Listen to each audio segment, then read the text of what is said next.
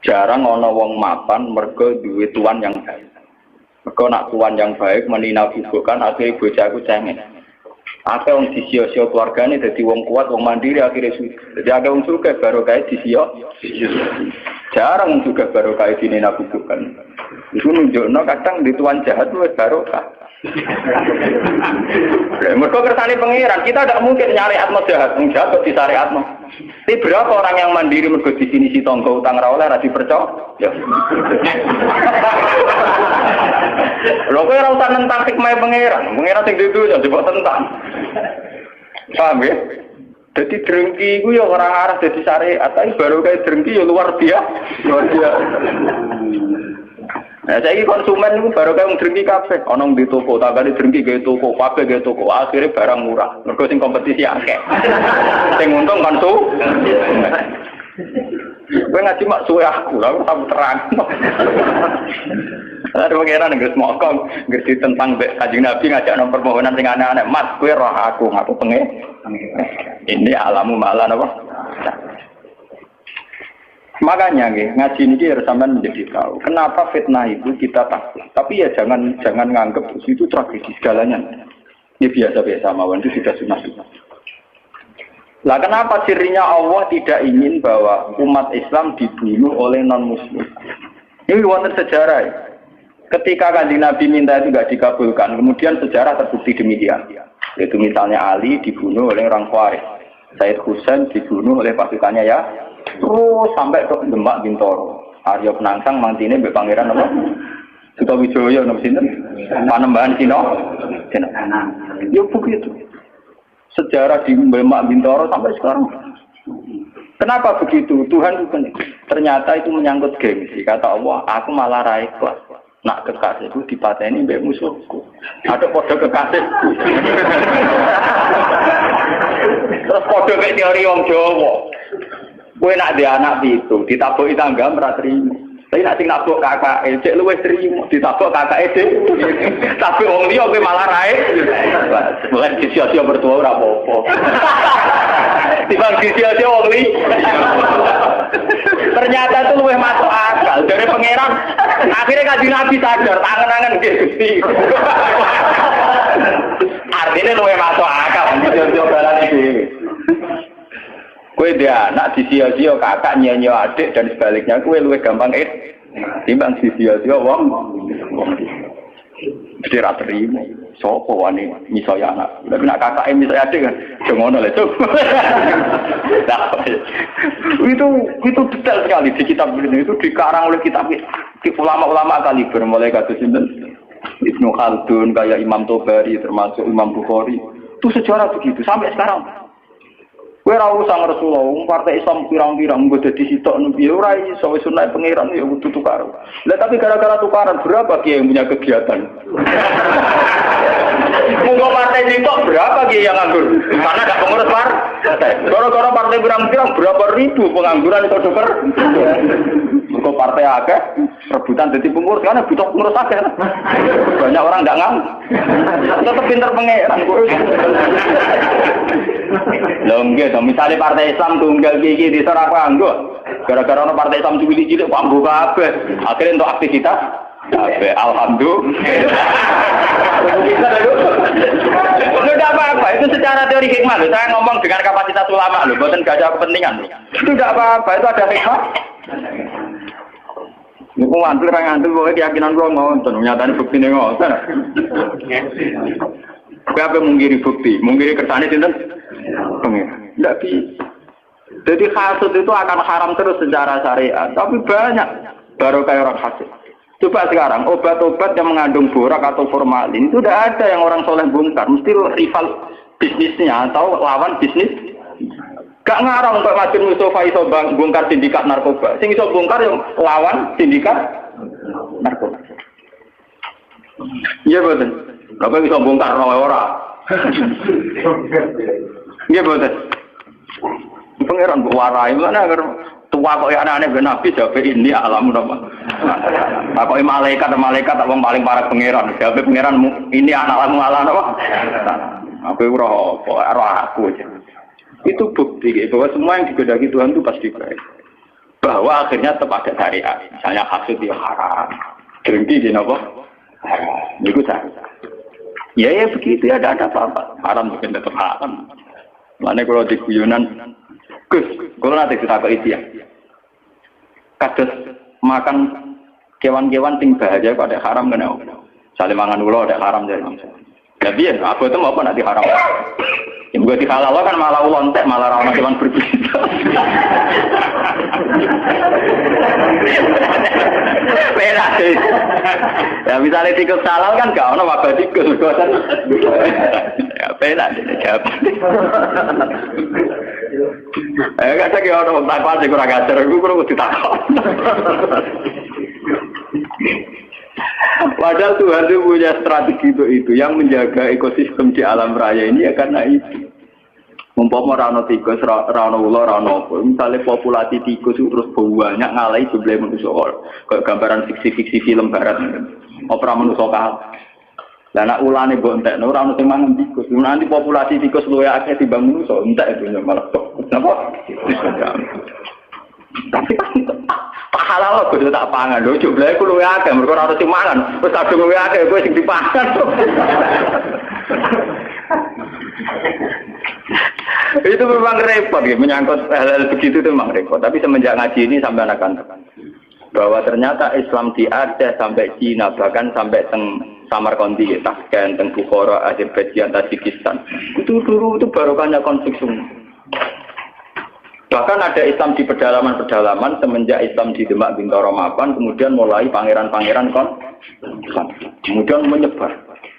Ada yang moh nenggone keraton jadi resi, ono sing jadi ulama, ono sing jadi pangeran di kampung-kampung.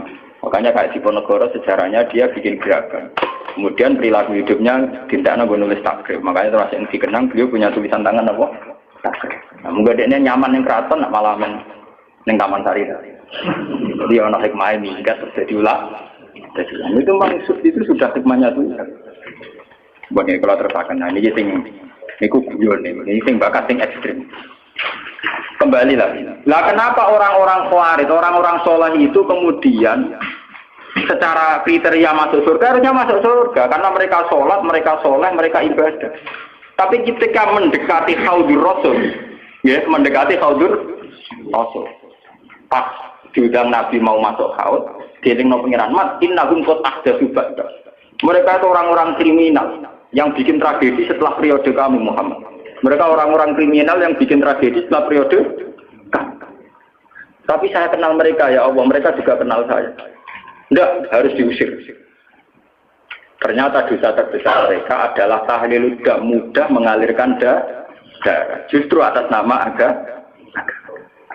Mulane kula nyuwun teng pengajian niki, apapun kondisi kita, wis akhirnya cocok mbek wong liya wis ra. Pokoke jangan mudah vonis atau menfatwakan halal darah. Kalau kira cocok wong nganti sudul langit asal ijek Islam utawa kafir zimmi utawa kafir sing gak harti wong ra jelas. Jare kula kupeting wong. Piye wis pateni ya? Rasa dipateni ya mati dhewe. Pokoknya hindari hak mudimah, sesuatu yang berbau menghalalkan darah harus napa? Karena kita ini sudah kenyang dengan tragedi-tragedi kemanusiaan atas nama napa? Agama. Lah sama ada nonton TV ini. Rompak-rompak Somalia ku nang masjid mewah-mewah mergo kampung Islam. Mergo ngerampak ku jenazah digo revolusi gawe negara napa? Ayo kempro-kemproan. Banyak tragedi-tragedi yang mengatasnamakan apa? Mergo terminologi agama kan kalau orang salah paham kan gitu. Cara bahasa dunia rampok, misalnya dalam bahasa agama disebut ghanimah. Engko cara terminologi dunia mengatakan itu bojone wong, cara agama kadang diarani amal. Artinya apa? Agama bisa menjelma menjadi anarkis di tangan orang-orang tidak tanggung jawab. Paham ya? Karena ada kesamaan istilah. Enggak tuh, sekali diarani ghanimah, apanya wong liya oleh dijaluk to Mas. Paham ya? Sehingga mereka ya makanya banyak cerita-cerita ekstremis Islam yang kemudian berversi polisi pernah garong di toko mas ini, pernah ini itu. Karena mereka sekali meyakini satu keyakinan, nganggep muniku goni. Misalnya pemerkosaan terus dianggap amat repot. Ada kerusuhan Mei sampai terus. Itu kan repot.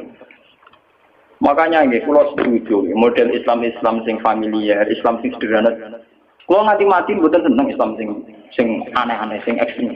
Anu kula salat sunat yo rapati, apa kula seneng Islam sing umum, kok Islam minimalis. Kula nganti mati seneng.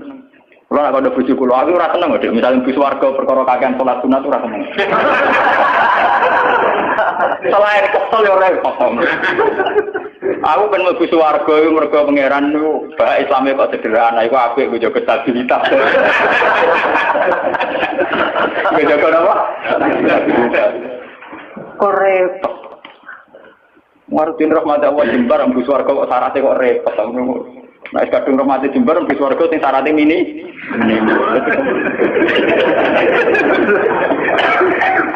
Karena kulon saja ini punya hitung-hitungan sejarah, semua tragedi sejarah kemanusiaan dimulai wong-wong khusyuk. Dan ada kesamaan secara ilmu rasional. Ini yang disebut Cooper. Dalam teori psikologi, seorang Cooper itu cenderung begitu. Jadi nanti kalau terlalu akumulasi kayak kelainan. Jadi kayak nopo susu jadi paranoid, asal wong liya layak dicurigai, layak dibunuh. Itu orang-orang soleh. Ya karena memang secara kasat mata Ali itu melahirkan kegaduhan, Muawiyah melahirkan kegaduhan. Tapi kenapa fatwa mereka kemudian halal darah? Dan sampai kita akan ngalami tuh, misalnya Pak Buyukan Betawi mengusir Gus Dur ke Jakarta, terus siapa mau naburi Gus Dur dia itu kan ya selain tidak Islami juga repot. Kalau tidak cocok apa ini dibiarkan. Toh tidak usah dibunuh juga nanti mati misalnya kan masih bisa disilah-silah. Kan ada kebenaran yang mujma' alaih, misalnya kita sedekah, kita bangun negeri. Saya tuh sering tuh konsultasi sama orang-orang begitu, saya tanya, kan ada kebenaran yang mujma' alaih, misalnya kita sedekah, kita ada. Ngapain cari kebenaran yang tidak mujma' alaih, yang tidak disepakati ulama. Misalnya kita bunuh si A, sudah tidak mesti benar menurut hukum Tuhan, kalau tidak mendesak, apa ada cara di surga kamu harus bunuh orang itu? Jangan-jangan karena nafsu. Kan enggak mendesak. Nah kalau sampean tanya, tapi dulu zaman sahabat kan sering bunuh-bunuhan zaman perang. Perang itu beda dengan membunuh. Perang itu gentleman, ada depan. Dulu sahabat ngadepi wong kafir ada depan. Nah kalau membunuh menikam dari belakang itu udah perang, udah bunuh-bunuhan, kamu bunuh sepihak. Wong lagi kongkong-kongkong kok patahin. Ada tunggal, mana depan kira wani. Perang itu kan ada depan. Makanya yang dialami Nabi dan sahabat itu perang, bukan membunuh. Meskipun efek dari perang membunuh. Ya, tapi membunuh tanpa perang itu kan gak gentleman. Sampeyan wong pas ngaji ngene dibom, ana wong pas kongko-kongko ning gone warung napa? Itu kan sepihak to. Nah, perang kan ada. Meskipun efek dari perang bunuh nggih.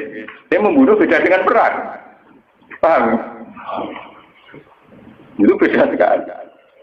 Nah, kalau orang Khawarij itu gentleman harusnya nantang Ali. Ali kamu itu salah, coba perang tanding sama saya, itu fair.